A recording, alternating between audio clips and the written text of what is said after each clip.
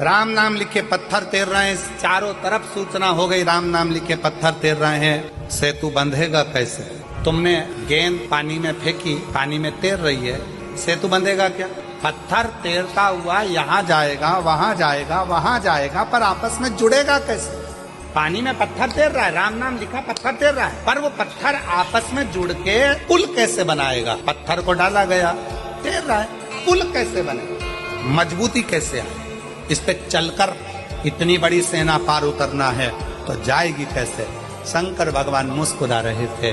राम जी को थोड़ी सी चिंता व्यापी। राम जी ने हनुमान जी को बुलाया। हनुमान, समझ में नहीं आता कि ये पत्थर पानी में फेंके जा रहे हैं, तैर रहे हैं, पर ये आपस में जुड़ नहीं रहे।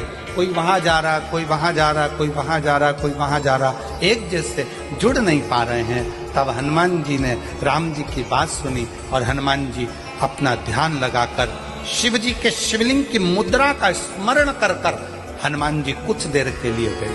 भगवान शंकर के शिवलिंग की मुद्रा का स्मरण कर कर हनुमान जी कुछ देर बैठ गए और हनुमान जी बैठकर शंकर भगवान से पूछने लगे, आप आज्ञा दो कि इन पत्थरों को जोड़ा कैसे जाए? तब शंकर भगवान नीचे आए, हनुमान जी के एक कान में कहा रा, दूसरे कान में कहा माँ। हनुमान जी शंकर जी से बोले, राम तो वो पहले से ही लिख रहे हैं, तैर भी रहे हैं, पर जुड़ नहीं रहे। शंकर भगवान ने फिर हनुमान जी के कान में कहा रा, दूसरे कान में कहा माँ। हनुमान जी को समझ में नहीं आया। फिर हनुमान जी ने कहा, राम तो पहले से लिख रहे हैं, पत्थर छोड़ रहे हैं, पर वो जुड़ नहीं रहे, पुल नहीं बन रहा। कोई पत्थर इधर जा रहा, कोई पत्थर उधर जा रहा, पुल कैसे बनाए? शंकर जी ने फिर कहा रा, फिर कहा माँ।